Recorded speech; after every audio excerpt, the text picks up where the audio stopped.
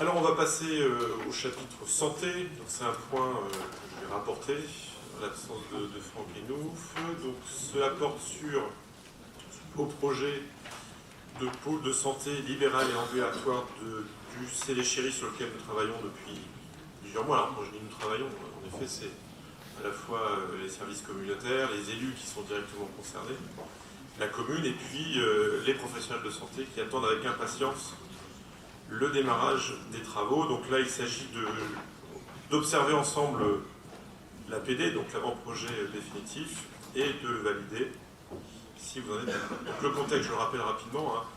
Nous avons commencé en 2022, en avril 2022, à attribuer un marché subséquent de maîtrise, de mandat de maîtrise d'ouvrage à la Schéma, que vous connaissez, dans le cadre de la construction de ce pôle de santé libérale ambulatoire de DUC. Le projet de santé a été validé par le comité opérationnel départemental de la Manche depuis le mois de septembre 2021. Il regroupe 27 professionnels de santé, dont 16 ont participé à l'élaboration du projet immobilier qui se sont engagés pour intégrer les travaux. Lors du bureau communautaire du 13 juillet de l'an passé, donc c'est le cabinet Givenchy qui est retenu pour la maîtrise d'œuvre. L'emplacement du projet a été validé en septembre 2022 sur une parcelle communale, donc la parcelle AD 335, qui est située rue du Plat d'Étain à Ducé. Et il est précisé que la cession à l'euro symbolique sera régularisée par un acte administratif et que les frais de bornage seraient à la charge de l'acquéreur. Donc le projet immobilier, je le décris assez rapidement. Donc, comme tout projet mené par notre PCI, c'est la méthodologie de projet qui est appliquée, qui permet donc d'aboutir à cet APD qui est soumis ce soir. Donc, je rappelle quelques dates. 8 septembre 2022, il y a eu la réunion de cadrage du projet avec le maître d'œuvre. En septembre 2022 et jusqu'en mars 2023, donc il y a eu 7 réunions du comité des usagers pour s'assurer de la concordance du besoin des professionnels avec la commande du maître d'ouvrage, ainsi que de nombreux échanges de validation successives par mail. Et le 19 avril 2023, donc il y a eu la présentation de cette APD en comité d'orientation pour s'assurer du respect des objectifs opérationnels, s'assurer également du respect du coût global et de la qualité du projet, avec une validation d'un projet basé sur les besoins de ces professionnels, avec une bonne maîtrise thermique et de consommation énergétique. Pour vous dire les choses concrètement, si vous avez eu l'occasion de visiter le PSLA de Mortain que nous avions inauguré l'an passé, on est sur un bâtiment qui a à peu près la même configuration, en tout cas qui participe des mêmes visions. Donc le projet ainsi présenté répond à chacun des besoins exprimés par les professionnels de santé, respecte le cahier des charges énoncé, à savoir un bâtiment sans étage, ce qui nous exonère d'installer un ascenseur, d'entretien le plus simple possible et de fonctionnement économe. Il permet également de prévoir une future extension si nécessaire. Et surtout, on est bien sur un maintien du calendrier initial pour répondre aux attentes des praticiens qui sont engagés. Donc le bâtiment envisagé a une superficie totale de 759 m² pour accueillir 16 praticiens qui signent leur engagement sur plan en phase d'avant-projet définitif. Et les cabinets mutualisés pour les podologues ainsi qu'un secrétariat partagé pour les médecins généralistes et la possibilité d'accueillir un interne en surnombre. Une lumière directe pour chacun des cabinets, qui est aussi une vraie garantie de confort. Un chauffage performant par géothermie, peu énergivore et couplé à une isolation thermique efficace. Un label E3C1 attendu pour attester la performance énergétique du bâtiment et de sa moindre empreinte sur l'effet de serre rendu nécessaire pour solliciter certaines subventions et l'installation de panneaux photovoltaïques en cours d'étude.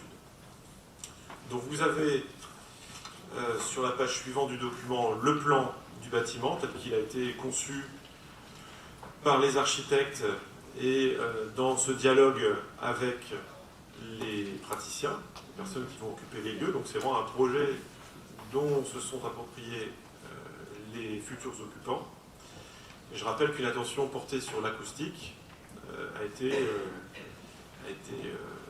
privilégiée pour anticiper le confort et la confidentialité des lieux et tenir compte des écueils qui avaient été relevés ailleurs dans d'autres espaces qui étaient plus anciens. Donc vous avez ensuite le tableau avec les dépenses et les recettes. Donc on est sur un budget prévisionnel qui s'élève à, alors qui a été mis à jour là, au mois de mai, qui s'élève à 2 737 975 €. Vous avez les différentes ressources qui sont indiquées. Donc il y a encore des attentes. Donc on a l'adhésive qui est attendu à hauteur de 20%, le conseil départemental à hauteur de 15%. Donc les aides publiques s'élèveraient à 1 368 987 €. Le FCTVA donc, permettrait d'obtenir 449 137 €. Donc on a un autofinancement par l'emprunt, c'est la décision que nous avions prise ensemble, qui s'élève à 919 849 € avec bien évidemment des recettes qui seront liées à l'allocation de chacun des espaces, qui permettent un amortissement intéressant. Donc, concernant le détail des subventions, en tout cas des cofinancements attendus, donc, le dossier de candidature d'appel à projet FEDER, qui s'appelle Amélioration de l'accès aux soins en Normandie, a été déposé en juin 2022. Selon les conditions établies par nos cofinanceurs, il y a noté que les demandes de subvention ne pourront être réalisées qu'après la validation de l'APD pour l'État, c'est-à-dire que nos cofinanceurs ne s'engageront qu'après avoir reçu la note délibération favorable. Donc habituellement uniquement après le résultat des appels d'offres pour les aides de la région et du département, sachant que l'actuel contrat de territoire prend fin en 2023 pour la région et début 2024 pour le département. Le projet n'est donc pas inscrit dans un document prospectif co-signé. Pour autant, ça c'est important de l'avoir en tête, une autorisation de commencement d'opération a été obtenue auprès des cofinanceurs potentiels qui de toute façon, dans les prochaines politiques contractuelles, continueront à soutenir ce type de projet, puisque la santé est bien une priorité en Normandie et dans beaucoup d'autres territoires français. Donc le maître d'œuvre est rémunéré sur une enveloppe travaux, hors branchement réalisé par les concessionnaires, et l'estimation de l'échéance prévisionnelle de remboursement est de, alors le montant concrètement attendu, de 55 811 €. Voilà, ce sont nos recettes annuelles, pour un emprunt donc, de 919 850 € à 3,5% sur 25 ans. Donc les recettes attendues sont de 39 000 € par an, et les dépenses d'exploitation du fluide seront répercutées dans leur totalité auprès des professionnels de santé qui prendront place dans ce bâtiment. Donc voilà, vous avez une présentation globale du projet. Sur le plan du bâtiment, je ne sais trop quoi vous dire, puisque c'est quelque chose qui a été travaillé de manière extrêmement fine à l'échelle justement de cette communauté de professionnels et avec l'architecte qui a essayé d'optimiser cet édifice au vu de la parcelle. Donc ce qui vous est proposé ce soir par voie délibérative, c'est d'approuver cet avant-projet définitif. Donc bien évidemment nous aurons l'occasion de débattre. Et donc d'accepter cet avant-projet définitif, d'arrêter l'enveloppe prévisionnelle des travaux en phase d'avant-projet définitif pour le montant indiqué d'1 956 500 € hors taxe, d'arrêter la rémunération définitive du maître d'œuvre à la somme de 150 888 €, d'autoriser le président à signer l'avenant numéro 1 au contrat de maîtrise d'œuvre, d'autoriser le président ou son représentant à solliciter le maximum de subventions pour ce projet de PSLA de l'UC auprès des cofinanceurs. Je rappelle que les PSLA sont des pôles de santé qui sont labellisés par l'ARS et qui font l'objet d'un accompagnement spécifique. Et enfin, d'autoriser le président ou son représentant à signer l'ensemble des pièces, y compris les autorisations d'urbanisme liées à l'exécution de la présente délibération. Voilà, vous savez à peu près tout. Et je vous laisse la parole si vous souhaitez intervenir sur ce projet. Oui, monsieur Le Voyer, on va vous passer un micro.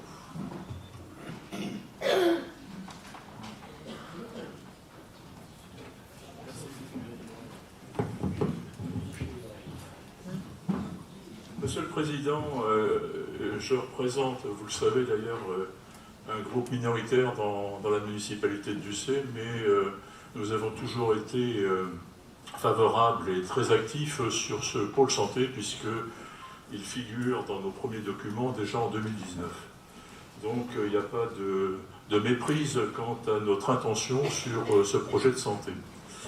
Par contre, il y a de sérieuses méprises quant au déroulé des opérations. Je m'explique. Le 22 septembre 2022, M. Enouf était rapporteur de ce projet et j'avais émis le souhait que, en même temps que la santé, soit préservé un autre symbole de notre République, c'est-à-dire la liberté. Parce que sur ce terrain, il faut peut-être que ça échappe à nos conseillers communautaires, mais on rase un parc public. Il y a un jardin public avec des arbres, 2100 mètres carrés, parce qu'on parle de 750 mètres carrés constructibles, mais ils s'inscrivent dans le cadre du POS, j'en sais rien, enfin, on va dire à partir du 11 juin, je ne sais pas trop.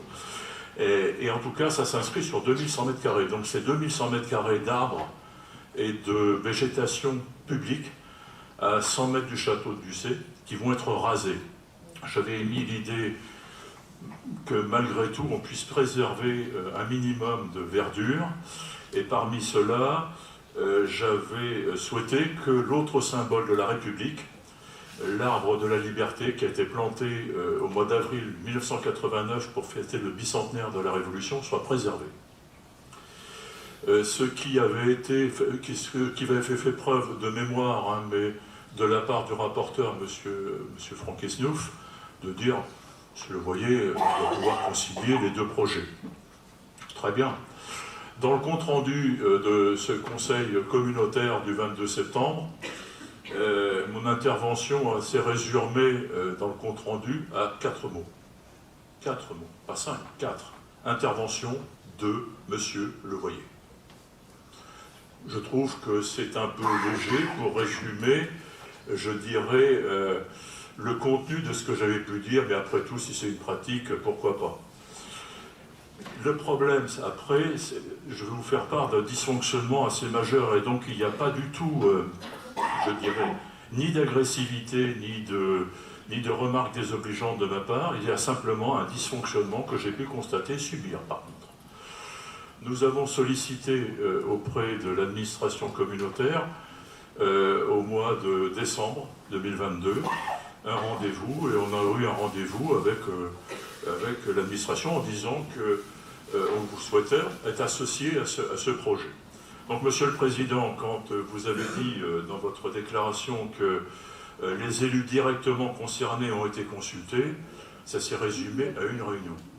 Et les 7 suivantes, on nous a évité. On a appris hier soir, tout à fait incidemment, parce qu'il y a eu Monsieur le directeur de la Schéma qui nous a dit « j'ai des doutes sur le maintien de l'arbre de la liberté ». En début de semaine, donc on a posé effectivement, difficilement mais fermement une question hier soir, préserve-t-on cet arbre, oui ou non? Et la réponse a été très claire, non, on le coupe, on le tronçonne, comme les autres. Alors je sais qu'il y a eu des réflexions assez saugrenues de dire ce n'est qu'un arbre, mais c'est avant tout un symbole. C'est un symbole et ça me fait mal au tripes parce qu'on vit dans un pays je dirais de liberté, et je crois qu'on oublie un peu trop que la liberté s'arrête souvent à des frontières qui ne sont pas bien éloignées des nôtres. Donc, si vous voulez, il y a eu des réunions que j'appellerais, pour paraphraser le général de Gaulle, un comité Théodule, hein, puisque ça n'a aucune existence, ce n'était pas des réunions issues de commissions de l'agglomération, c'était des réunions avec le personnel de santé. Enfin bon, je ne sais même pas qui composait d'ailleurs, puisque l'on n'était pas dedans. Donc, éliminer, vouloir travailler en esprit d'équipe et représentant à 37 voix près quand même la minorité municipale, pratiquement la moitié de la population, je trouve que c'est pas ça. C'est pas d'autant moins sain que on a appris hier, j'ai pris aussi, et c'est là ça me gêne beaucoup, que monsieur Enouf, vous avez dit que c'était conciliable, mais vous savez, il était dans les 7 réunions, là, il était dans les 7 réunions, et il a donné son aval pour couper l'arbre. Et moi, ça, j'aime pas ça, parce qu'on fait parler quelqu'un qui n'est pas là, qui ne peut pas se défendre, qui ne peut pas apporter son grain de sable, et je trouve que c'est des arguments qui ne sont pas recevables. C'est vraiment pas recevable. Alors, je sais que j'ai aucune illusion, je sais que moi je demande à l'Assemblée que ce projet soit reporté doublement. D'abord parce qu'on ne tient pas compte on a mis les choses à l'envers. Comment vous dire, on va mettre les exigences dans le cahier des charges, on met les exigences du bâtiment prédominent sur l'existence de l'arbre. Alors qu'en définitive, il aurait fallu voir les choses à l'envers en mettant l'exigence de la préservation de l'arbre et les bâtiments doivent s'adapter à l'existence de ce bâtiment. Alors je sais que ce soir, d'une manière très large, ça peut être voté. Moi je demande aussi un report de réexaminer ce dossier pour un autre élément, c'est qu'on nous présente des plans, mais qui sont probablement faux. Ils sont probablement faux parce on est à 150 mètres du château. On est dans le champ visuel du château. Et ce qu'on va présenter là n'a pas été présenté au Bâtiment de France. Donc il y a une chance sur deux pour que le plan qu'on a présenté là soit retoqué en tout ou en partie par les Bâtiments de France. Et donc, j'ai la très nette impression qu'on prend des décisions dans notre conseil communautaire, on prend des décisions et que par derrière, après, les choses évoluent sans l'aval, parce que c'est quand même notre assemblée ici ce soir qui est souveraine, on prend des décisions, et puis en définitive, ça évolue dans un sens qui est complètement opposé au désir qui a été exprimé le 22 septembre, mais la raison majeure l'emporte. Eh bien moi je ne suis pas d'accord. Je ne suis pas d'accord, c'est pas, je dirais, on nous a souvent dit, et je voudrais insister là-dessus, longuement et lourdement même, qu'il ne fallait pas que des élus se mettent à la place des fonctionnaires. Moi je dis qu'il ne faut pas que l'inverse intervienne non plus. Il ne faut pas que des fonctionnaires se mettent à la place des élus. Enfin des fonctionnaires ou des prestataires. Donc, messieurs, je comprends, vous allez justifier tout le monde, vous allez avoir un vote majoritaire, j'en doute pas. C'est pourquoi là aussi j'ai paraphrasé, cette fois-ci non pas le général de Gaulle, mais Maurice Clavel, pour certains, qui ça rappelle peut-être, mais enfin c'était en 1971. Messieurs, mesdames, les censeurs, bonsoir, je me retire. Par contre, je veux absolument que sur le rapport, il soit marqué, quant à mon vote, que 1, j'ai pas voté pour, 2, je ne me suis pas abstenu, 3, je n'ai pas voté contre, je ne participe pas au vote, à ce vote que je qualifie de mascarade. Messieurs, bonsoir.